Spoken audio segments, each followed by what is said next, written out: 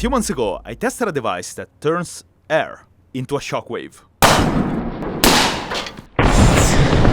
And now, the plan is to bring that concept to the extreme, making a much bigger and much more powerful cannon, and then see what happens when I use it against a few interesting targets. Now, this device uses two cartridges with compressed air at a pressure of 4,500 psi. A car tire, for comparison, runs at 30 psi. And then, when you press a trigger, you release the compressed air all at once. But even though that was very powerful, the volume of air inside the cartridges is actually very small. And volume makes quite a difference when it comes to compressed air. Like, this is 4,500 psi, but with a small volume of air. And this is 570 psi, so 8 times less pressure, but with a very large tank. Do you see where I'm going with this? These cartridges can hold 0.025 liters of air at atmospheric pressure. Now, what if I used 10 times that volume with the same maximum pressure? Well, using a 0.25 liter tank should do just that. It would be like shooting 10 cartridges all at once. So, what if I used a 3 liter tank instead? This tank is 135 times the volume of a single cartridge. So, am I gonna get 135 times the destructive power? I'm also curious to experience what the recoil is gonna feel like with this thing. The only reference I have of big tanks with compressed air is this video of a guy knocking the valve off a tank, similar to the one I have.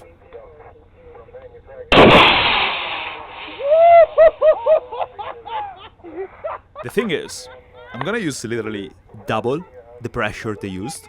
Am I gonna, take off? To find out, I first need to build a cannon, which is gonna have two main components. The pneumatic parts that are gonna contain all the pressurized air, and then the trigger system, whose entire job is gonna be to release all the air as fast and violently as possible. Starting from the pneumatic parts. First, I got this massive tank, which contains 3 liters of air at atmospheric pressure, and it can hold up to 4,500 psi. Now, at that pressure, there is gonna be 918 liters of air in here, and they're gonna be released in milliseconds. And then, in front of the tank, there is gonna be, on one end, a quick disconnect fit-in. Basically, this little thing that will allow me to fill the tank, connecting a PCP compressor to it. While, on the other end, there is a ball valve that is gonna release all the pressure in the tank when switched open. Alright, this system is pretty simple, so let's see if it works.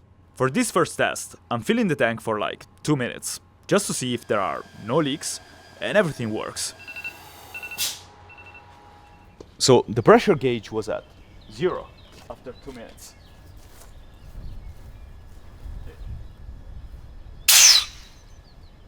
I'm not sure if you understand how insane that is. I wasn't joking, the pressure gauge was literally at 0 when I stopped the compressor. And based on some rough calculations, there were about 30 psi in here.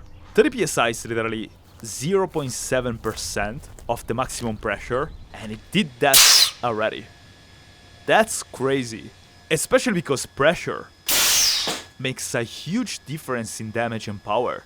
Just to give you a quick demonstration of what I'm saying, I'm gonna shoot a few times using the 0.25 liter tank, because it's definitely faster to fill than the big one. And so this is a shot at 100 psi, now 500 psi, now 1000,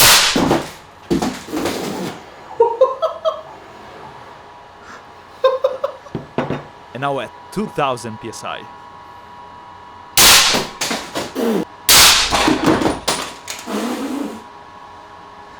Kicks so much.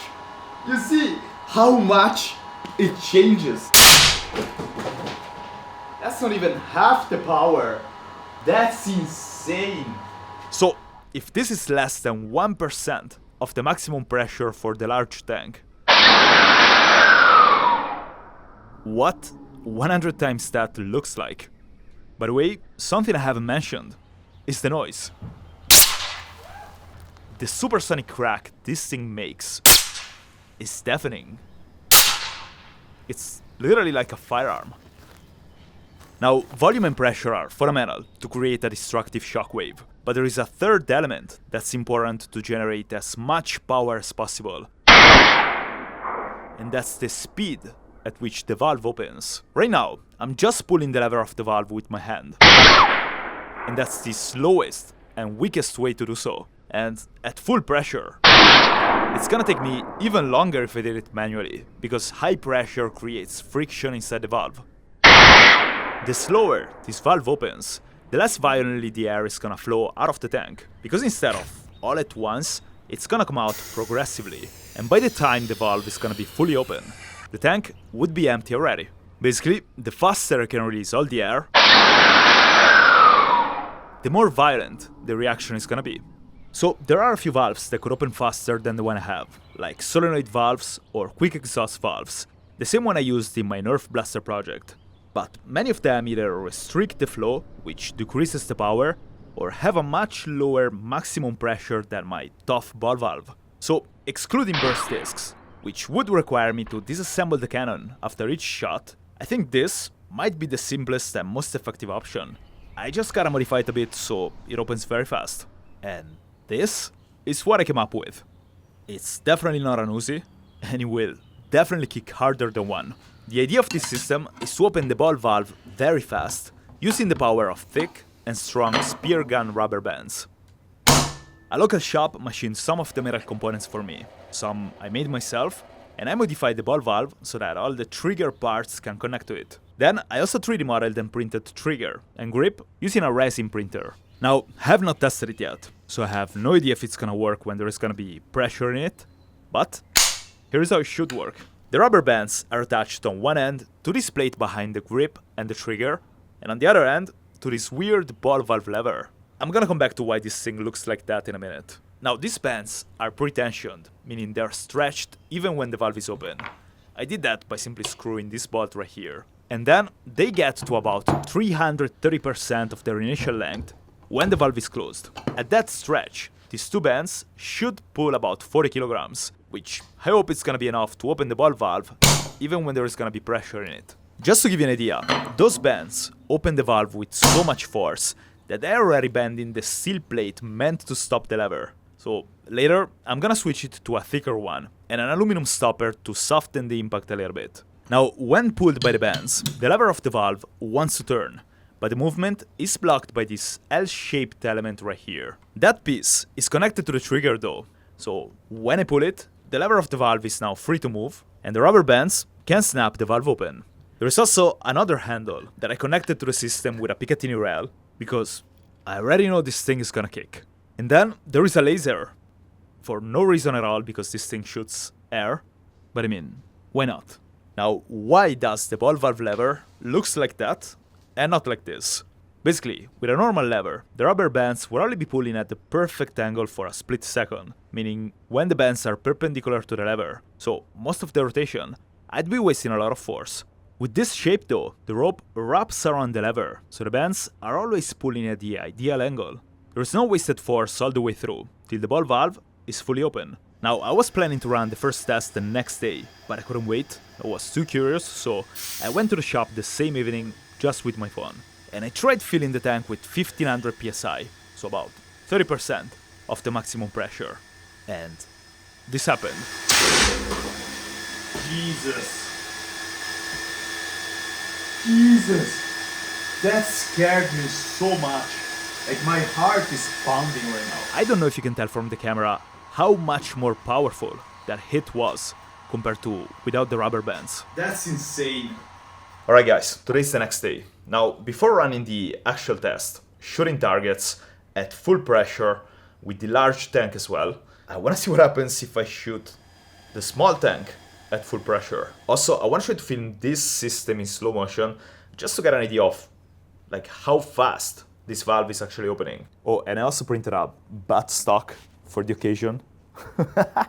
Not sure if I like it this close to my face though. So, I'm taking some heavy safety precautions. Alright, first shot at full pressure.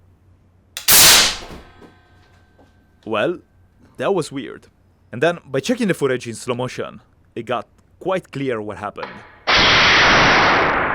The rubber bands are barely strong enough to win the friction inside the valve. And because of that, they opened it very slowly, limiting the power.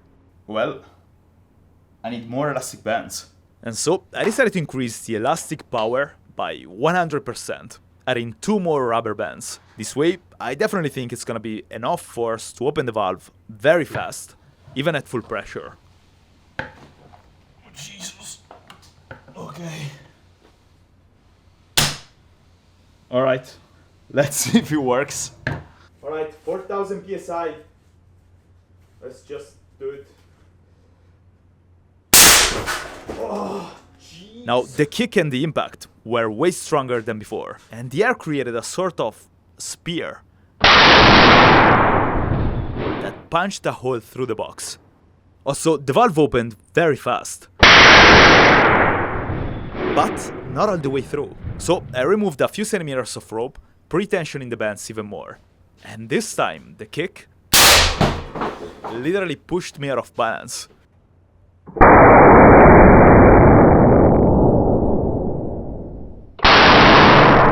This time, the valve opened in 1 frame, which is absolutely great, and the spear I was talking about before is even larger this time. I have an idea of what that is, but it's gonna be clearer when I film it in ultra slow motion. Alright, I'm in the middle of a forest, which means no neighbors. And so I can finally test the cannon at full power against a few targets, with the large tank as well. Now, it would have taken me 4 hours to fill the big tank at max pressure with my old PCB compressor.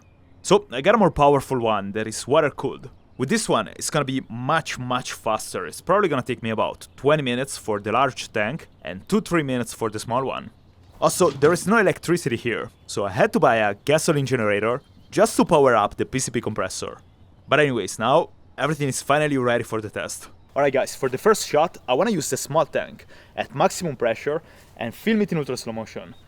But without blowing anything up, yet. Because right now I just wanna see what happens right here when you fire this thing. Alright. 3, 2, 1. Whoa! With a normal slow motion, you just see a sort of flash in front of the valve. But if we slow things down a little further, it gets very fascinating.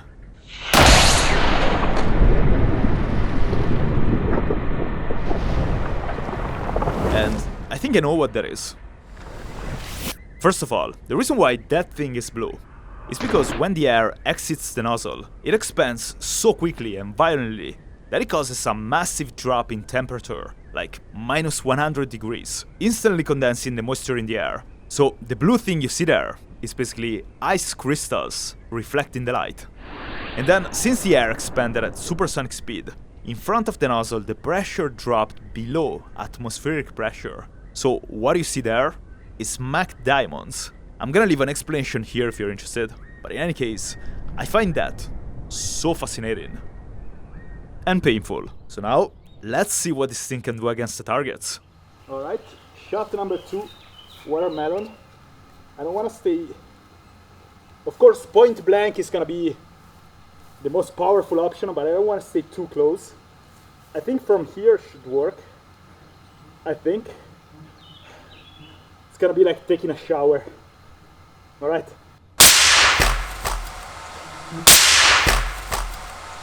Oh, it didn't do anything, what?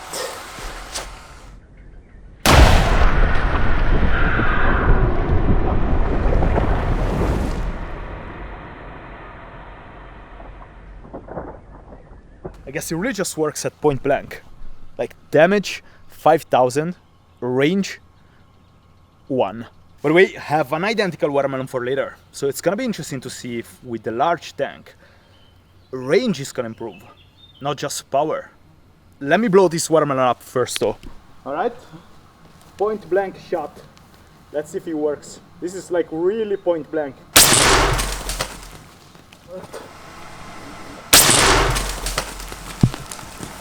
Yep, it worked.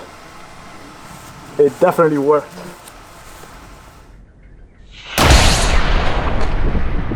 Well, you can't really tell much from this slow motion shot, but the watermelon basically disappeared. There is a piece here. Like, it went. Oh my god. I see a piece there, right? And then I see a piece over there. That's crazy. By the way, I'm not wasting food. Oh my god, there is a piece there. What? Like, look at how far I am. By the way, I'm not wasting food. I'm feeding wild animals. Now, before moving to the large tank, I want to see what happens if I use a tank that's twice the size. Just to try to get a scale of what I'm getting into. All right, middle tank at full pressure against the melon. I am scared.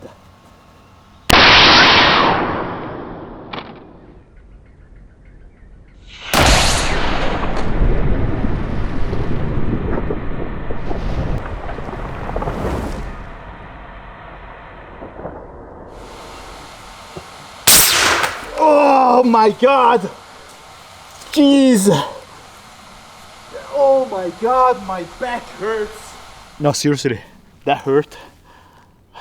I don't know if watching this video you can feel the actual power of this cannon, but I believe this footage with my phone gives a pretty accurate representation. In any case, before moving to the large tank, I wanted to try one more shot standing a bit further away, just to see if volume also affects range.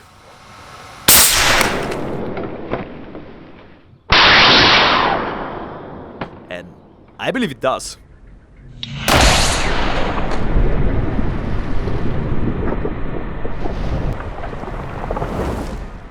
Then I also tried to film with a wide angle to see how far the shockwave travels through the air.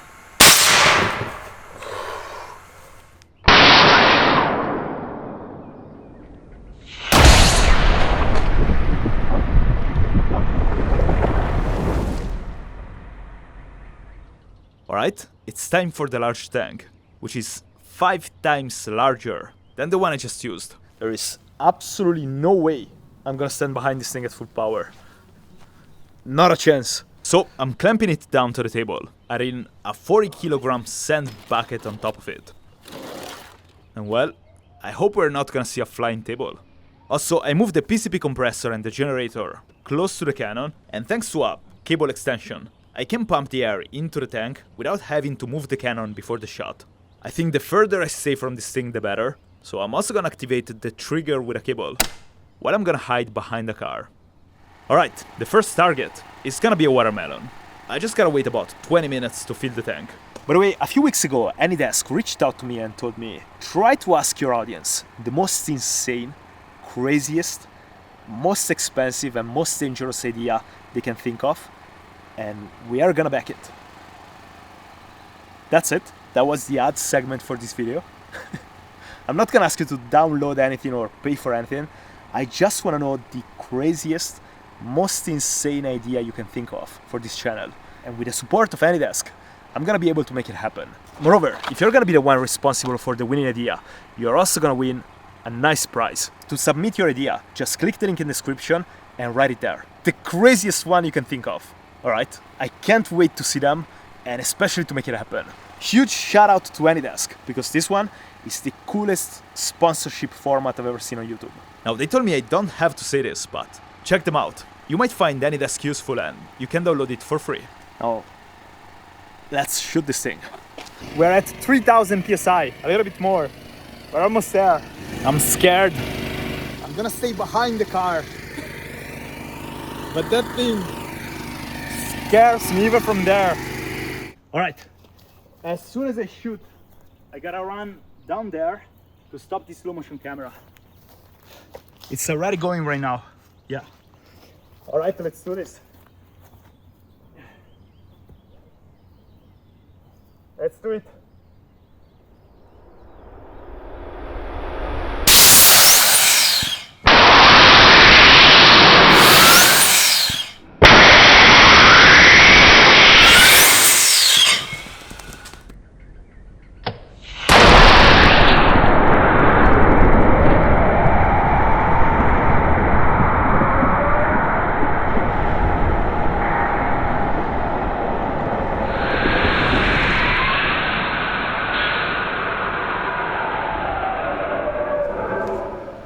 my god, what happened? What happened? The table broke. What? What? Do you see this? The legs of the table just got bent backward. What? And all the sand just gone. Now I cleaned the cannon from the sand, and since the sun is quickly going behind the tree line, I'm gonna go straight to shooting the ballistic dummy head. And so after waiting another 20 minutes or so, I was ready for the second shot. Alright. The problem is that this time, things got messy.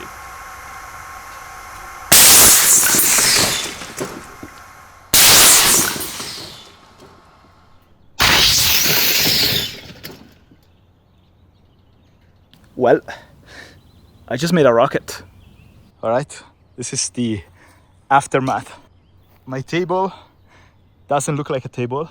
Well, the cannon with the table flew 10 meters backwards. I'm so glad I had the idea of moving the car away from behind the cannon and pull the trigger from the side.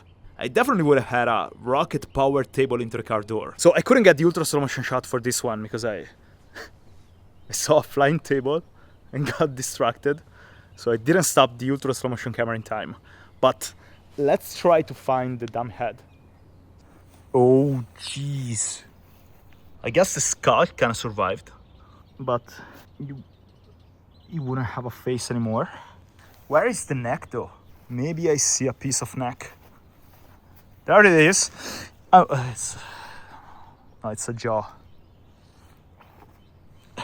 I shot from there. The thing I'm extremely sorry about is that basically the cannon just flew away. Oh, I found the neck. Look at it.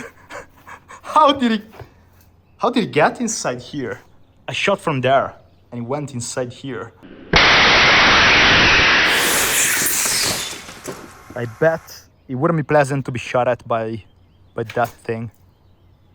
Now I can't shoot anymore because when the cannon flew away, it took the compressor with it and a few things broke. In any case, I'm working on something that's much more powerful than that. Basically, an overpowered potato cannon, and with that one, I'm just gonna have to travel a little bit, but with that one, I'm also gonna be able to shoot stuff. Also, don't forget to write the crazy ideas for the AnyDesk project. Just click the link in the description and I can't wait to read them. If you enjoyed this video, leave a like and subscribe so I know you enjoy this stuff. And also, check this one out as well. I think you'll like it.